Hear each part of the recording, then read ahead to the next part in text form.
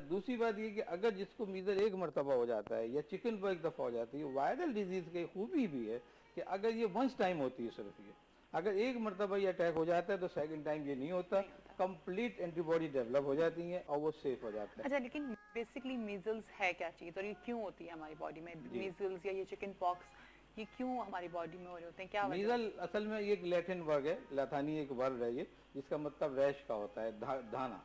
यानी एक रैश हो गया, एक छोटा सा स्पॉट बन गया, उसको हम कहते हैं मिली मिली मिली मिली मिली, छोटे छोटे दाने बन जाते हैं। अच्छा। ये उससे लफ्ज निकला था ना। तो उसके बाद फिर ये डेवलप होते चले गए, फिर ये दाने इसमें बुखार हो गया, रनिंग नोज हो गया, कॉम्प्लिकेशन सब चेस्ट की होती हैं, अपर रेस्पिरेटरी की, उसमें दाने निकल आते हैं, रैशेस निकलते हैं। ये खास रेडिश स्पॉट्स होते हैं ये, जो कि अंदर इसके ऊपर से रेड होंगे ये, और अंदर के साइड में इसके ब्लूश वाइट स्पॉट होता है, एक टिपिकल रैश होता है। यानी हम तो लाजबंद एक्सपीरियंस होता है, हम तो देख लेते हैं कि ये रैशेस चिकन पॉक्स के हैं, या ये कि ये मीजल के हैं, या किस चीज़ के, ये डायग्नोस्टिक होते हैं ये। इसके अलावा एक थोड़ा सा जो डॉक्टर यूजुअली अवॉइड कर देते हैं, नहीं देख पाते इंस्पेक्शन पे, एक बड़ी खूबसूरत साइन होती है, कॉप्लिक स्पॉट्स कहलाती है। वो टिपिकल हेलमार्क है मीजल का, वो इनसाइड चीक और टंग में होती है। वो ठीक है, खास स्पॉट है। हम जरा सा मुंह को खुलवाते हैं बच्चे का और हम देख लेते हैं कॉप्लिक हो, तो वो मीजल स्टैब्लिश हो जाता है। लेकिन बाकी इसकी जो है जो साइन सिम्टम, उससे भी हम डायग्नोस कर लेते हैं। ठीक है। अच्छा, लेकिन मीजल्स जो है ये एलर्जी तो नहीं होती है ना? हाँ, बहुत अच्छी बात है। बहुत से लोग आते हैं ऐसे, दाने निकल गए, लोग भी कह रहे हैं कि एलर्जिक हो रही है लोगों को, लेकिन ये एलर्जिक नहीं है ये। ठीक है, जी हाँ, कि वो एलर्जी नहीं होती, एलर्जिक नहीं है। एलर्जी नहीं होती। किस तरह से पहचाने कि जी मीजल्स हुए, हम किस तरह से जानेंगे? क्योंकि लोग कंफ्यूज होते हैं, ये एलर्जी हो गई है, हो रहे हैं, तो किस तरह से हम इसको समझें, क्या उसके सिम्टम्स क्या होते हैं इस बीमारी के? बहुत ही अच्छी बात है। इसमें देखिए एक टिपिकल कहानी इसमें होती है कि यूजुअली एक तो बच्चे अब आप ले लें 5 मंथ्स के अब के बच्चे होंगे, इसके अंदर उसमें बुखार आएगा, टेम्परेचर होगा, उसके साथ उनके जो है रनिंग नोज होगी, यानी आप फ्लू लाइक कंप्लेंट्स होती हैं। यानी जैसे फ्लू, पहले बुखार होगा, फिर फ्लू होगा, नाक बहनी शुरू हो जाएगी, बच्चों की नाक बंद हो रही है, फिर उसके साथ खांसी शुरू हो जाएगी, कफी, खास किस्म की टिपिकल कफ होती है, हॉकिंग कफ कहते हैं हम लोग से। अच्छा। वो इसमें डेवलप हो जाती है। उसी के साथ साथ टेम्परेचर जो होता है वो बिल्कुल हमने कंटिन्यूअस फीवर होता है, हाई ग्रेड फीवर 102 103। जी, अस्सलाम वालेकुम। हेलो हेलो हेलो, अस्सलाम वालेकुम। वालेकुम सलाम। जी, कौन सा बात कर रहे हैं? मैं जफर बात कर रहा हूँ लो से। जफर बात कर रहे हैं? हाँ जी। जी साहब, क्या कहेंगे आप? जी, मैं ये डॉक्टर साहब से बात करना चाह रहा था। अच्छा ठीक है, आप जरूर बात करिए। जी जफर साहब, ये आजकल जो से ये डेंगू और बुखार का मुझे नहीं छूट रहा बुखार, मुझे डेंगू भी आया हुआ है, बुखार नहीं छूट रहा है, बड़ी देर के ये बुखार नहीं छूट रहा है। मैंने इलाज भी करवाया है, टेस्ट वगैरह भी करवाए, नहीं आराम आ रहा है इसका डेंगू का। जी, अच्छा, आपको बुखार हुआ हुआ है, डेंगू बुखार हुआ हुआ है आपको? हाँ जी, डेंगू बुखार। ठीक है, तो आपने डॉक्टर को दिखाया है, इलाज करवाया? हाँ जी, इलाज करवाया, नहीं आराम आ रहा है, बाहर से भी इलाज करवाया है। अच्छा। हाँ जी, वो ठीक है, नहीं इलाज हो रहा। मैं बताता हूँ आपको, आप इतने डिसअपॉइंटेड ना हो, हर चीज़ का इलाज मौजूद है। देखिए एक बात ध्यान में कर लीजिए कि कोई भी बुखार हो, उनकी चंद कंडीशन उनमें डेवलप हो जाती हैं, तो वो कंडीशन जो होती है उनको काउंट किया जाता है कि ये डेंजरस है या नॉन डेंजरस। एक्चुअली वो बुखार या वो डेंजरस नहीं होता, उससे जो चीज डेवलप होती है वो डेंजरस होती है। डेंगू वायरस को हम डेंजरस इसलिए कहते हैं कि खास किस्म के प्लेटलेट काउंट्स होते हैं, एक हमारे जिस्म को खास हिस्सा डिफेंसिव मैकेनिज्म में, और ब्लीडिंग कंट्रोल करता है हमारी बॉडी को, वो कम हो जाते हैं। वो एक इतने कम हो जाते हैं कि वो एक बिलो नॉर्मल और ज़्यादा बहुत ज़्यादा रिड्यूस हो जाते हैं, जिसकी वजह से ब्लीडिंग टेंडेंसी बढ़ जाती है। ब्लीडिंग मतलब नाक से खून आना, आँख से खून आना, मुंह से खून आना। हाँ। ये जब मरीज देखता है तो लाजिम परेशान हो जाता है, इसकी वजह से ये होती है। ट्रीटमेंट सिर्फ इसका इतना ही होता है कि आप उसको कॉम्पेंसेट कर दें, ब्लड सेल्स होते हैं, प्लेटलेट काउंट आप लगाते हैं। लेकिन आजकल तो देसी तरीका है, जो मेरे वक्तों में डेंगू अभी नहीं, तकरीबन 4 साल पहले जब ये आया था तो मेरी हॉस्पिटल में मैंने बड़ा अच्छे शुरू में डिटेक्ट किए थे ये, क्योंकि मेरा हॉस्पिटल एक डायग्नोस्टिक हॉस्पिटल है। तो शुरू में मेरे ऐसे पेशेंट आए थे जो मैंने कहा ये क्या चीज़ें हैं ये, लेकिन हमने उनको ट्रीट कर लिया था। आजकल आप इसके लिए बड़े आसान तरीके, पपीता होता है, पपीता के पत्ते यूजुअली बहुत ही ज़्यादा सूटेबल होते हैं, केला, बनाना, ऑरेंज, ये चीज़ें जो हैं ये बड़े यूज़फुल होती हैं डेंगू वायरस को कंट्रोल करने के लिए। यानी इसका मतलब ये होगा कि सेल को बढ़ाने के लिए। तो ये बड़ा अच्छा है, मैंने पपीता लोगों को दिए, लोगों ने उन दिनों तो हमारे जहाँ हमारा हॉस्पिटल था और जहाँ पे पपीता लिखा जा रहा था, पपीता ही महंगा कर दिया गया था। तो लोग तो वो सेल बड़े रिपीटली डेवलप हो गए उनके। तो ये चीज़ होगी तो इलाज हो जाता है इसका। सही है, ठीक है। अच्छा, हम वापस आ जाते हैं मीजल्स के ऊपर ही। तो इसके फिर मैं ही जानना चाह रही हूँ डायग्नोस्टिक सिम्टम्स क्या होते हैं, किस तरह से? तो इसका देखिए रनिंग नोज हो गया ना, फुल लाइक वॉकिंग कफ हो गई है, टेम्परेचर कंटिन्यूअस हो गया, इसके अंदर बड़ों में भी हो जाता है, 5-6 महीने के बच्चों में नहीं होता, बड़ों में भी? बिल्कुल, मैं बताता हूँ आपको। तो ये यहाँ से स्टार्ट लेके ये किसी एज पे भी हो जाएगा। लेकिन यूजुअली चूंकि 5 या 6 या 7-8 महीने पे हम चूंकि यूजुअली वैक्सीन लगा देते हैं तो कुछ बच्चे सेफ हो जाते हैं इसके अंदर। लेकिन जिनको वैक्सीन नहीं लगाई जाती, फिर ऐसा होता है कि फिर वो जो माहौल से हट जाते हैं वो बच्चे, यानी ये खास माहौल है एक जगह के इलाके, ये चूंकि एपिडेमिक डिजीज कहलाती है, यानी ये स्प्रेडिंग होती है। यानी अगर एक जगह आई है ये बीमारी, अगर 2 बच्चे अगर मीजल्स के हैं तो वो समझ लो पूरे घर में फैल जाएगी बीमारी जो होगी। इसी तरह अगर बच्चे जो है कहीं बाहर बैठे हुए हैं या किसी गैदरिंग में हैं तो हम उनको अवॉइड करेंगे। तो ये एपिडेमिक हो जाती है ये, तो हमें उसको अवॉइड करना चाहिए। तो ये पहले दाने उनको डेवलप हो जाते हैं। मैंने कॉप्लेक स्पॉट्स हो गए, जैसे रैशेज हो गए। अच्छा, रैशेज भी टिपिकल होते हैं। मैं आपको बता दूं कि इसमें जो खास तौर पर जो रैशेज होते हैं सबसे पहले फॉरहेड पे आएंगे, इधर यहाँ जाहिर होंगे इधर, फिर उसके बाद दूसरे दिन इधर चेहरे पे आएंगे, फिर उसके बाद बॉडी पे आएंगे। ये टिपिकल पैटर्न। बॉडी पे सबसे बाद में आते हैं? बॉडी में बेहतर बाद में आएंगे। एलर्जिक है कंडीशन या दूसरी, वो पहले बॉडी पे आएंगे। पहले बॉडी पे आएंगे। तो ये मतलब छोटी छोटी पॉइंट्स होते हैं। तो बड़े अच्छे इनके होते हैं। इसके अलावा हम जब टेस्ट करा लेते हैं तो उसमें जैसे हमने टाइफाइड के टेस्ट करा लिए और दूसरे करा लिए तो वो नॉर्मल निकलते हैं। ठीक है। इसलिए कि ये वायरस है। इसमें यूजुअली काउंटिंग जो होती है प्लेटलेट है या दूसरी थोड़ी बहुत कम होती है, इन्फेक्शन हो रहा होता है, तो ये इससे हमें डायग्नोस कर लेते हैं। टिपिकल फाइंडिंग नहीं होती। यानी हम जो कहेंगे कोई ऐसा हम वैक्सीन ले लें या ऐसी कोई टेस्ट लेके मीजल का टेस्ट करा लें तो मीजल ऐसा नहीं है निकलता। मीजल्स में और चिकन पॉक्स में क्या डिफरेंस होता है? देखिए, दोनों वायरस इन्फेक्शन है। ये मीजल हाईली जो है कॉन्टेजियस डिजीज में आती है।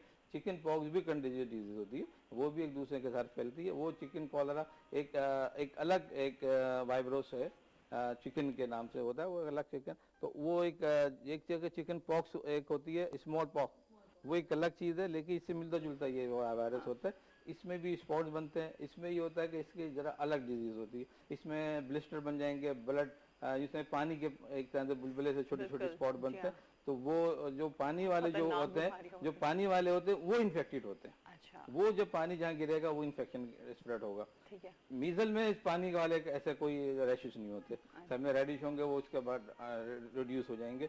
जबकि चिकन बॉक्स पे जो पानी के होंगे पूरी बॉडी पे, उनमें जलन ज्यादा होगी, बर्निंग सेंसेशन ज्यादा होती है, इचिंग भी होगी, लेकिन बर्निंग ज्यादा, कपड़ा लगेगा, पेशेंट को बहुत प्रॉब्लम। क्या करें डॉक्टर साहब फिर वो लोग जिनको इचिंग हो रही है वो किस तरह से उसको डील करें? सपोर्टिव थेरेपी होती है इनकी, बाकायदा जो एंटीवायरस ड्रग होते हैं बहुत ज्यादा मार्केट में अवेलेबल है। लेकिन अगर आप वो ना भी दें तो इससे कोई खास फर्क नहीं पड़ता। आप सिर्फ इनको सपोर्टिव थेरेपी दें, बर्निंग से बर्निंग के कुछ ड्रग दे दें, एलर्जी के एंटी एलर्जिक दे दें, और इस तरह के कुछ रिलीफ करने के लिए सेडेटिव कुछ दे दिए जाते हैं, एनाल्जेसिक दे दिए जाते हैं।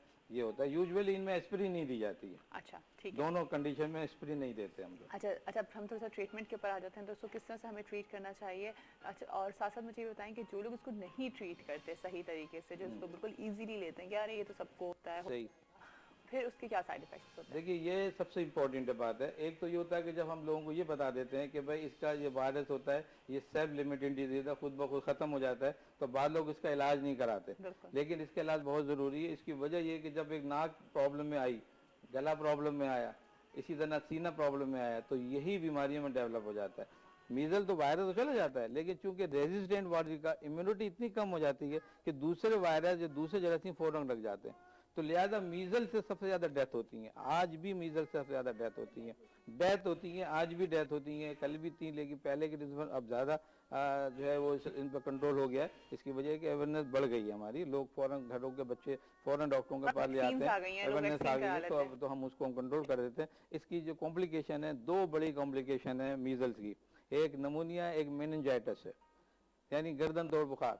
यानी ये गर्दन तोड़ बुखार का इसमें जरासीम आ गया, ये सीधा ब्रेन में गया, ये सबके जरिए, और ब्रेन में डेवलप करके ब्रेन की बीमारियां जो है पायोजेनिक है, दूसरे मेनिंजाइटिस बनाता है, बहुत ज्यादा कॉम्प्लिकेशन होती है। इसे नमूनिया वो एक अलग कॉम्प्लिकेशन है। तो हमें चाहिए कि हमें फौरी तौर पर इसका कंट्रोल करें।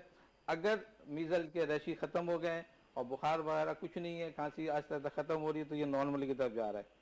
अगर रैशिस डेवलप हो गए और रैशिस डेवलप होने के बाद जो दाने खत्म हो गए लेकिन बुखार कंटिन्यू है तो ये कॉम्प्लिकेशन में जा रहा है। ठीक है। तो इस बात का ख्याल रखे, डॉक्टर से मशवरा करते रहे। मैं समझता हूँ हम डेथ रेट पर काबू पा लेंगे, मोर्टेलिटी रेट बहुत कम हो जाएगा। लेकिन जिसको मीजल निकल आया एक दफा उसको वैक्सीन की जरूरत नहीं है। अच्छा। लेकिन जो लोग नहीं जिनको निकले उनको वैक्सीन लगानी कभी चाहिए। ऐसा होता है डॉक्टर साहब कि एक दफा मीजल्स निकल आई है फिर बाद में वो रिपीट हो गई है, कभी ऐसा होता है? ऐसा कभी भी नहीं हुआ। नहीं होता कभी क्योंकि भी ये नहीं वायरस एक ही दफा एक ही अटैक करता दफा है। आएगा ये। अच्छा, जैसे चिकन पॉक्स का है या इसका कोई भी वायरस है यूजुअली एक ही दफा आता अच्छा, है। और इसका आना जरूरी होता है या बात कोई जरूरी नहीं है, जरूरी नहीं है? क्योंकि ये भी कहते हैं, मैंने हमारे तो मिथ्स भी बहुत सारी है ना, हमारे तो ये लोग ये बातें भी कर रहे होते हैं कि जी नहीं नहीं इसका होना बहुत जरूरी होता है, चिकन पॉक्स का ये होना। सच में कंजर्वेटिव माइंड के लोग होते हैं कि भाई हो जाए होना चाहिए, ऐसा नहीं है। अच्छा। हाँ, लेकिन इसलिए इस हवाले से उनका सेंस होता है कि ये मर्तबा हो गया तो हमेशा के लिए सेफ हो गए। जिसको मर्तबा नहीं निकला एक मर्तबा तो वो खतरे पे तो है, रिस्क पे तो है, वो तो रिस्क कवर करते हैं वो कि भाई एक मर्तबा आगे बस आप सेफ हो गए। अच्छा, लेकिन जैसे जॉन्डिस है, ये भी एक बीमारी है, ये रिपीट हो सकता है? जॉन्डिस की देखिए अलग अलग किस्में होती हैं। इसी तरह वो कोई भी जॉन्डिस जो बहुत से जो इन्फेक्शन डिजीज में आ जाता है, इन्फेक्शियस डिजीज में आती है, इन्फेक्शन में जो भी आएगा वो रिपीट हो जाते हैं, वो रिपीट, लेकिन वायरस में रिपीट नहीं होते हैं। तो मीजल्स जो है ये एक वायरस है? ये एक वायरस है। ठीक है डॉक्टर साहब। अच्छा, अब हम जरा थोड़ा सा इसकी ट्रीटमेंट पर आ जाते हैं कि हमें किस तरह से ट्रीट कराना चाहिए, किस तरह से इसका क्योर करना चाहिए? बिल्कुल, ट्रीटमेंट इसका देखिए इतना ज्यादा मुश्किल नहीं होता, हमें सपोर्टिव थेरेपी कहलाती है ये, यानी सपोर्ट करना है, क्या प्रॉब्लम क्या हो रहा है उसके हिसाब से देखना होता है।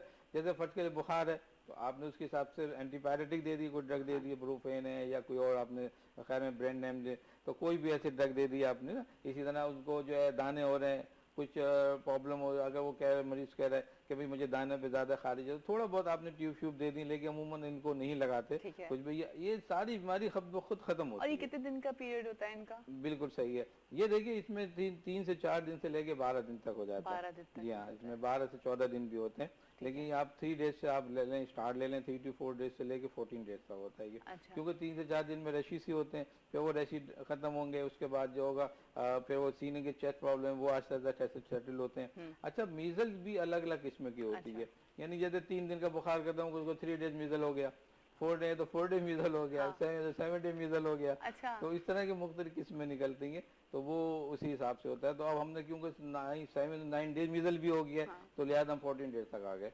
लेकिन यूजुअली 10 डेज 12 डेज हो जाता है। अच्छा, लेकिन इसके साइड इफेक्ट्स तो कोई नहीं होते फिर इन सब चीजों के? अगर बहुत सारे लोगों के दाने इसके निशान भी रह जाते हैं, वो लोग क्या करें? बिल्कुल सही कह रहे हैं। देखिए जो दाने मीजल्स में निकल रहे हैं या जो दाने चिकन पॉक्स में निकल रहे हैं, इन पे किसी एप्लीकेशन की जरूरत नहीं है। ठीक है। इन पे अगर आप कोई एप्लीकेशन लगाते हैं तो यूजुअली और खराब हो जाते हैं, दाग धब्बे रह जाते हैं। तो इन पे मेरी एडवाइस यही है कि कोई भी दाने रशीद हो ये अपने आप ही खत्म होंगे, इन पर कुछ लगाने की जरूरत नहीं है। अच्छा, ठीक है सर जी, हमें जाना है एक ब्रेक पर। ब्रेक के बाद जब वापस आएंगे तो डॉक्टर आबिद हमारे साथ हैं, आप लोग भी हमारे साथ ही रहिएगा। और अगर आपको कोई किसी बात जानना है अपने बच्चे के हवाले से तो जरूर कॉल करके डॉक्टर साहब से बात करिए। फिर आप सबको खुशामदीद करते हैं। और बच्चे इतनी प्यारी चीज़ होते हैं, मासूम होते हैं बच्चे, और बच्चों को कुछ हो जाए, अगर इवन उनको थोड़ा सा वायरल अटैक ही हो जाए, उनको कोई भी बीमारी हो जाए, थोड़ा सा खांसना ही शुरू कर देते हैं तो हम लोग परेशान हो जाते हैं कि क्या हुआ इसको, क्या हो गया। क्योंकि जाहिर होता है कि बस ज़्यादा मारना पड़ेगा। जितने एक्टिव हैं आजकल के बच्चे, उनको थोड़ा सा कुछ होता है तो फौरन उनसे परेशान। बिल्कुल सही कह रही हैं। बात तो मुझे बताएं, जर्मन मीजल की कोई चीज़ होती है, वो क्या होती है? बहुत अच्छी बात करिए। जब यूजुअली हम बच्चों की मीजल की बात करते हैं तो हम यूजुअली अवॉइड कर जाते हैं, बड़ों तक नहीं पहुंच पाते। जर्मन मीजल उतनी इम्पोर्टेंट है जितना कि ये जो है बच्चों का मीजल होता है। हाँ। एक रूबेला होता है, रूबेला वायरस होता है, ये भी वायरस होता है। अच्छा। ये MMR जिसे हम कहते हैं, मीजल मम्स रूबेला मीजल। तो ये एक्चुअली जो रूबेला है ये ड्यूरिंग प्रेगनेंसी बड़ों में होता है। ये तो बच्चों का मीजल हो गया, बड़ों का हो गया। तो बड़ों का मीजल जो है वो रूबेला मीजल कहलाता है। ये यूजुअली अगर ये फीमेल में हो जाता है तो ये बहुत सी नॉर्मलिटी पैदा कर देता है, और ये ड्यूरिंग प्रेगनेंसी अगर हो जाता है तो बहुत ही हमारे लिए डेंजरस है। देखिए मतलब हमने डिस्कस किया था स्पेशल बच्चों के हवाले से, तो जहाँ देखिए जॉन्डिस हेपेटाइटिस कुछ किस्म का जो है वो बच्चों के लिए बहुत ही नुकसानदेह होता है। स्पेशल बच्चे डेवलप हो जाते हैं, वो तब्दीलियां पैदा कर देते हैं ड्यूरिंग प्रेगनेंसी, एक नॉर्मलिटी डेवलप करते हैं। उसमें German measles is also very important. अच्छा। बहुत ज्यादा इम्पोर्टेंट है। इसकी वजह ये कि नॉर्मल बच्चे डेवलप हो जाते हैं, स्पेशल बच्चे डेवलप होते हैं, इनके दिमाग छोटे रह जाते हैं। जर्मन मीजल की वजह से बहुत ही डेंजरस माना जाता है ये। और इसकी वजह से कुछ और चीजें जैसे इबॉर्शन हो जाते हैं, मिसकैरेजेस हो जाते हैं, ये सब इनकी इन्फेरिटी डेवलप हो जाती है। ये प्रेगनेंसी में ही अटैक होता है या ये मतलब यूजुअली